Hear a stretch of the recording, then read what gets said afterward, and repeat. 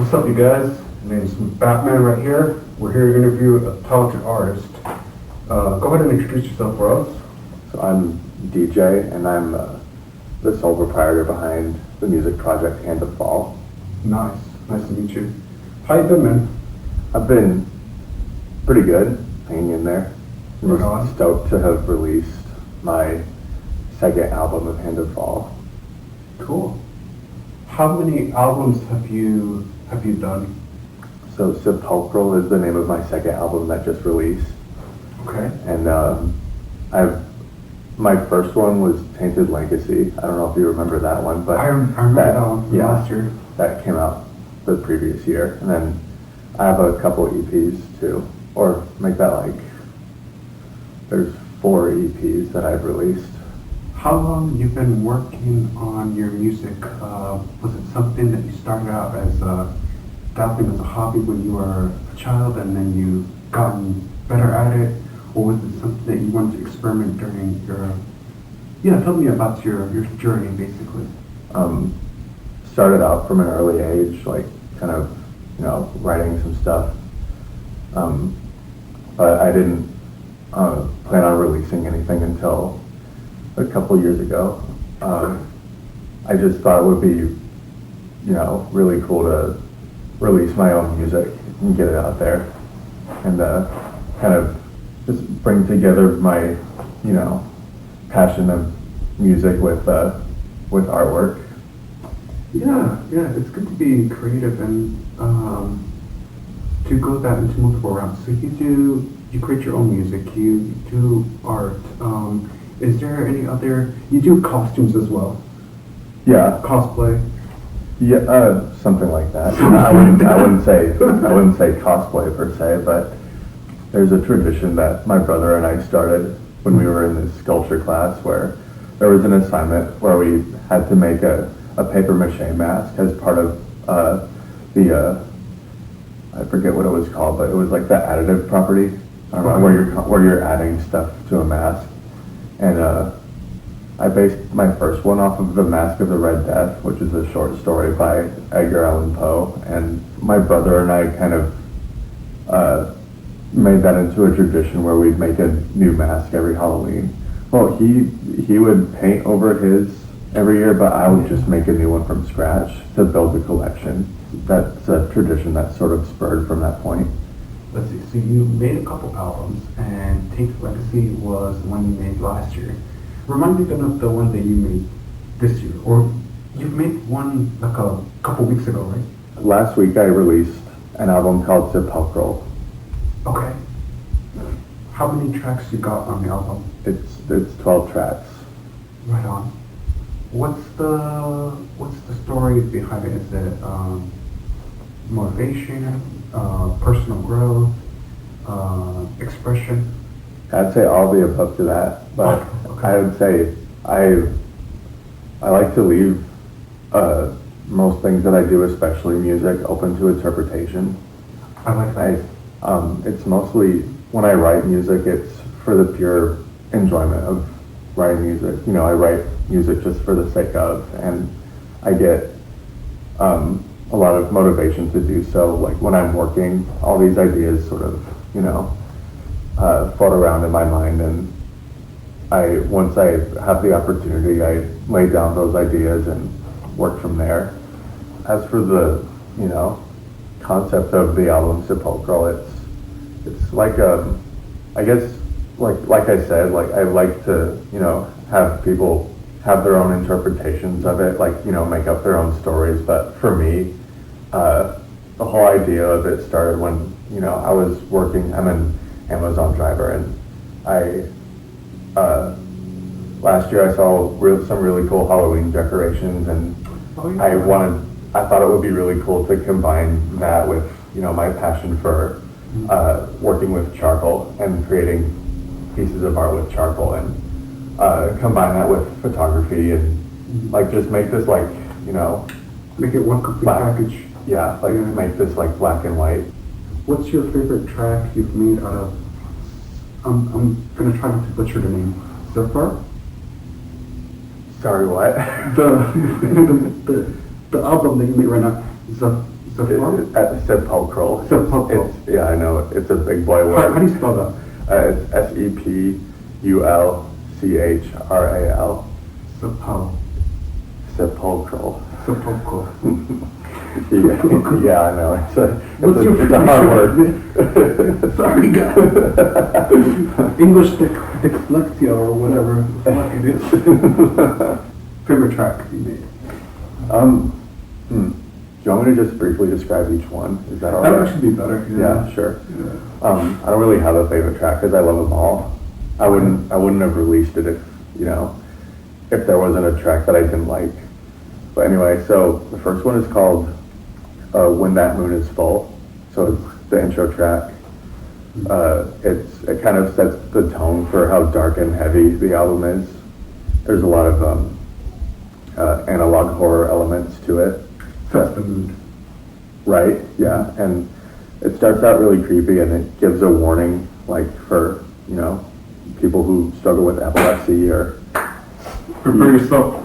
Yeah. And also it provides a warning of sensitive themes. Like there's a lot of, there's some pretty dark imagery involved in the album. So there's a warning for that.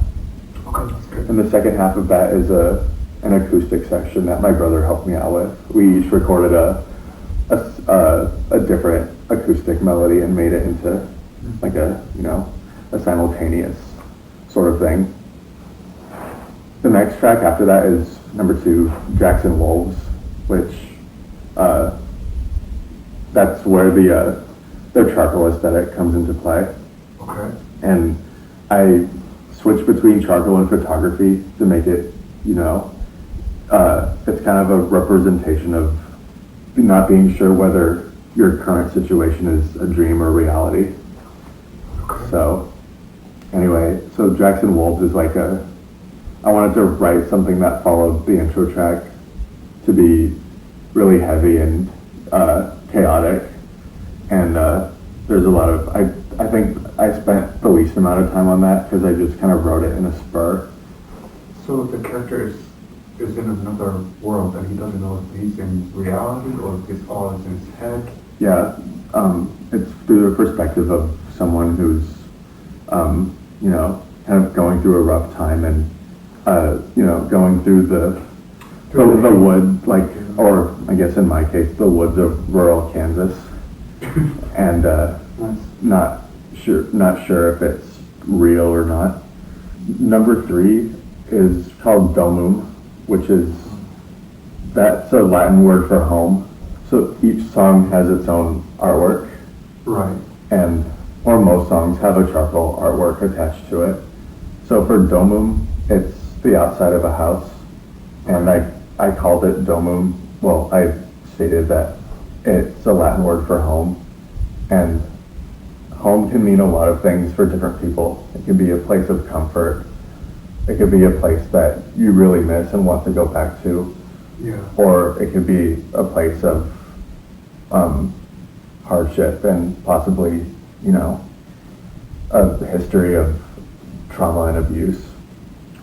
And it's also it could also be a place, unfortunately a lot of people don't have a home. So, and the song itself is very sad. Well, it started as like bass MIDI, but it turned into something that kind of gives a very sad mood. So that's the whole concept behind that one. The one after that is called Memory Bank, which the protagonist is heading inside that house.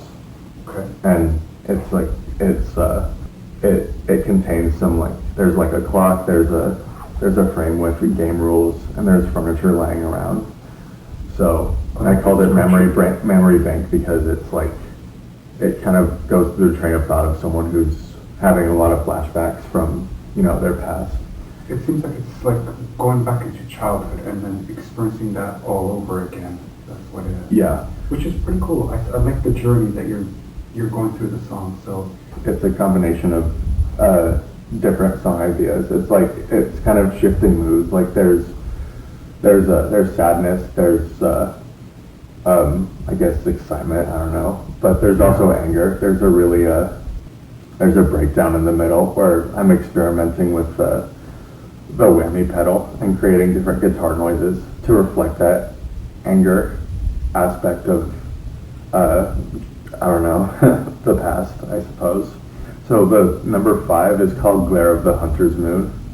Okay. That one is just kind of a continuous stream of this aggressive guitar playing, I suppose. Letting it out. Yeah, and the charcoal piece involves like a staircase going upward, and I actually used my brother's moon drawing from a year ago. I remember that's a favorite actually. Yeah, Yeah.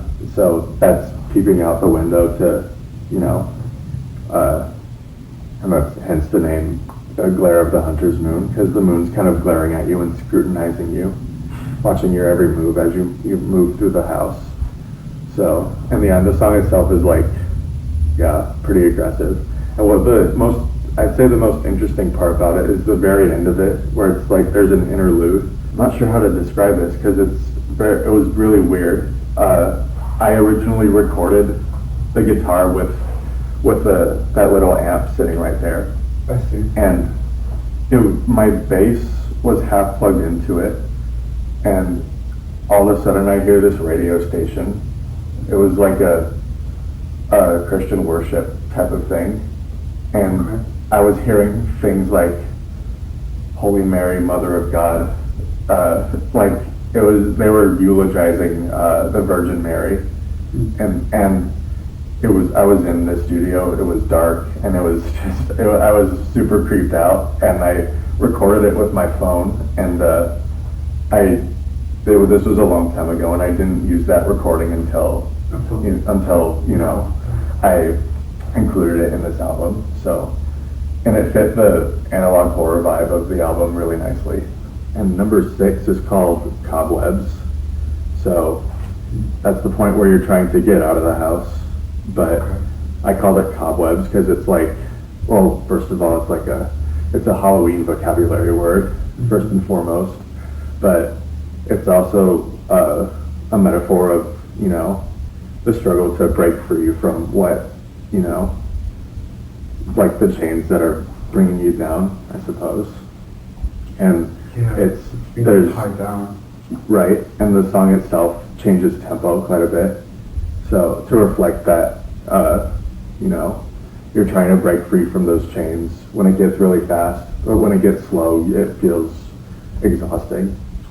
Is it sudden realization that you're trying to escape out of this hellhole, or is it a slow progression? You're like, oh shit, what did I get myself into? No, it starts fast, then it slows down, and it just flips between tempos.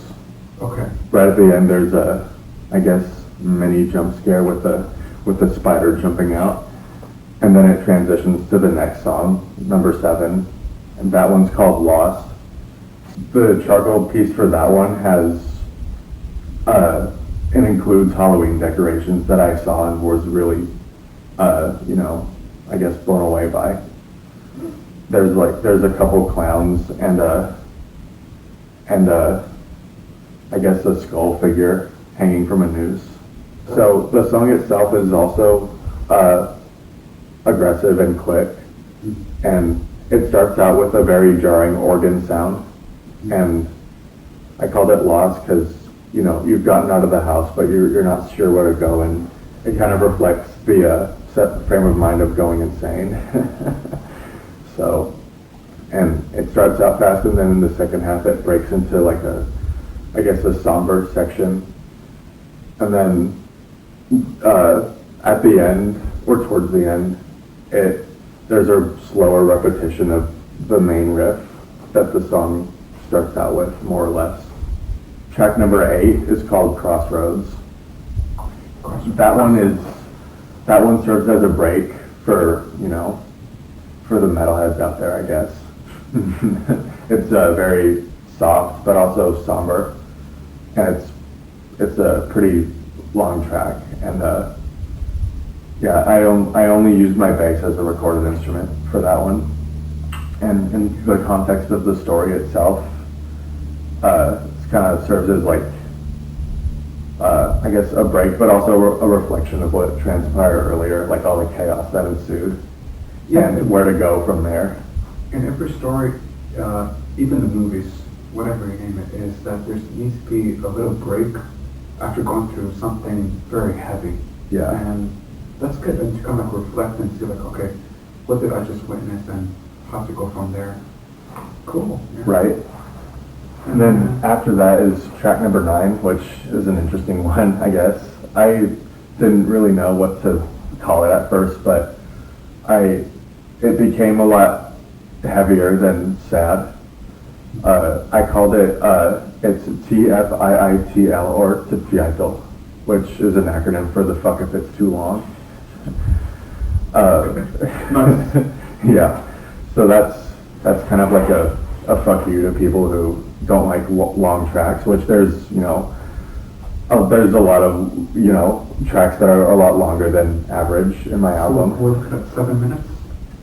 Yeah, for this one's 7 minutes, and there's the previous one was 8.5 minutes, and there's a lot of them that are in between 6 and 7 minutes. But anyway, Sepulchral is another aggressive song with a lot of cool riffs that I wrote, and I originally wasn't going to include it, but it kind of fit the uniquely dark vibe of the whole album. And so that I guess when you think about the story, you're just kind of, if you're thinking about the title, the fuck if it's too long, like you're like, screw this, I'm just going to keep on going and see what happens. There might be some answers that are lying ahead of me as to what's going on. So and that leads into track number 10, which is an interlude called Dread. And this one, I threw a bunch of different analog horror ideas together. There's one part where there's these clock chimes, and it, like the have you heard the clock at the center of Escondido? It when it hits like, I don't know, like an hour, or when it hits like noon, it goes dong dong like 12 times.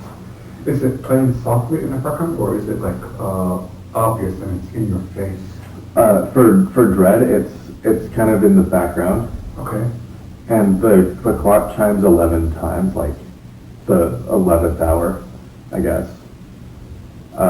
There's a significance behind it. Right, yeah. The masked figure that's in the album is, that's when the moon's full, and that's when this masked figure wakes up. Mm. And I drew 5 different charcoal pieces of the same figure. Okay. And I threw it all together throughout this, creepy segment with, I think it was organs and some other sounds I threw in there. And then at one point everything goes silent, and I used the text-to-speech thing for the masked figure. Mm. So it kind of goes on a monologue saying, the moon's full. I'm the manifestation of your greatest fears, and it goes on for about a minute, and then it breaks into this jump scare, which is another charcoal piece, but it's like it's the mask itself, but with a wide open mouth. Oh wow!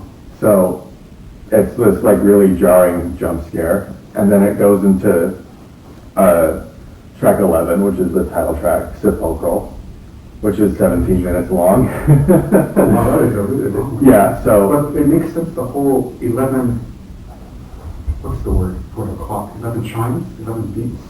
So it's like kind of push and boots, the whistle. So it's like hey, this is coming, be prepared, and I'm making my introduction, Right, yeah. And yeah, so track 11 is Sepulchral, the title track.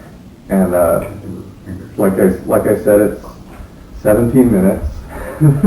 So Yeah, I think I'd say I enjoyed working on that one the most since I had a lot of really cool riff ideas to include in it. Okay. And it kind of, the art I used is just a photograph of the masked figure in a full moon and holding the sculpture of the hand of Fall itself, the red hand. Yeah. Yeah, it kind of reflects, or the music's so chaotic that it's almost like the protagonist is fighting against it. And at the end of it, there's a sound I used from a video of a lost ROM hack of Bowser's Inside Story, and it shows like 3 pixelated red hands like on a white screen, and there's a bit crushed screaming involved. So I suppose that's when, you know, the protagonist kills the masked figure. And so that transitions to the 12th and final track, A Blessing and a Curse.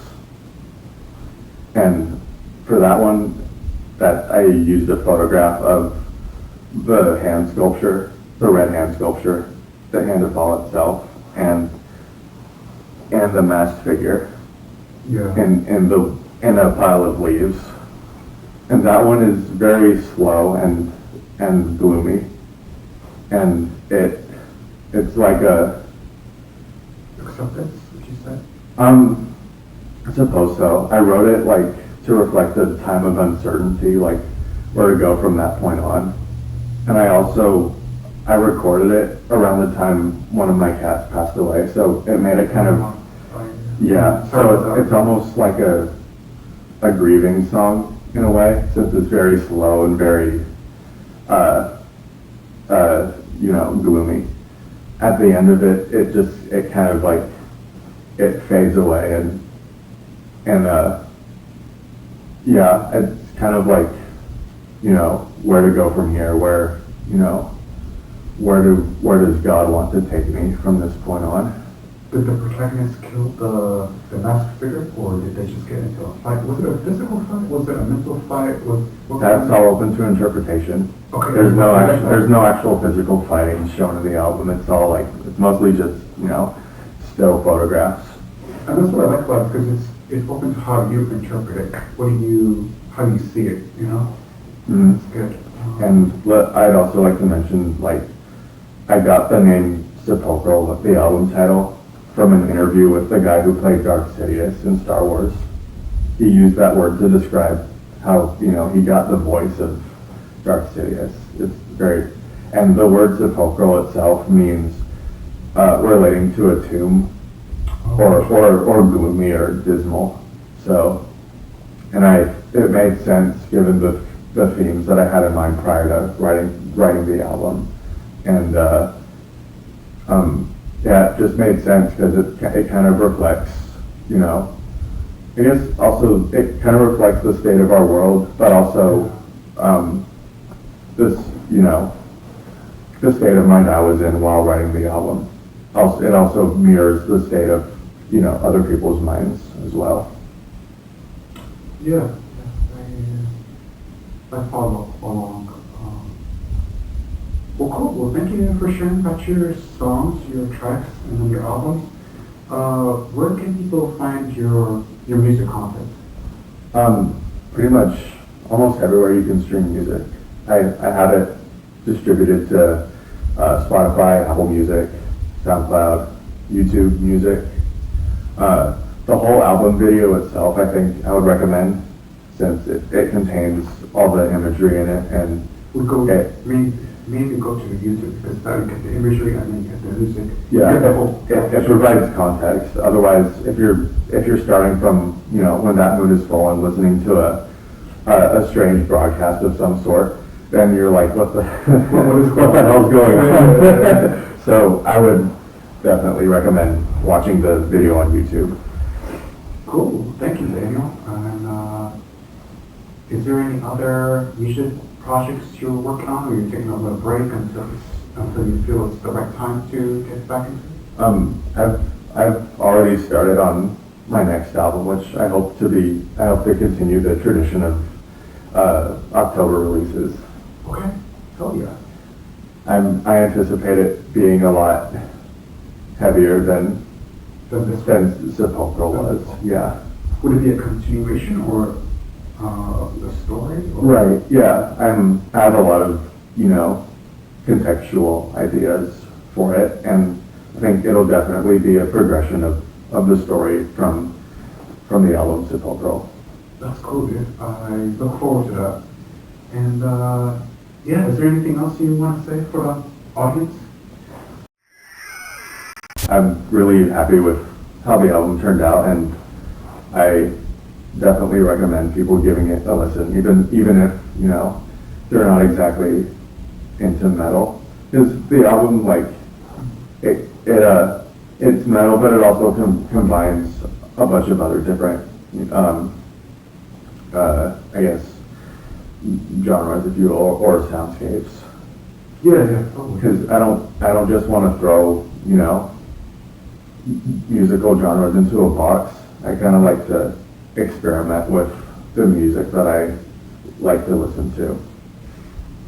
Yeah, that's perfect, dude. Alright, well, thanks guys, and then you'll catch this interview. The full will be on YouTube under Ignite Art Club, and we'll put a little clips on Instagram, so, it's gonna be awesome and kick ass, so, yeah. It has been a pleasure, Mark.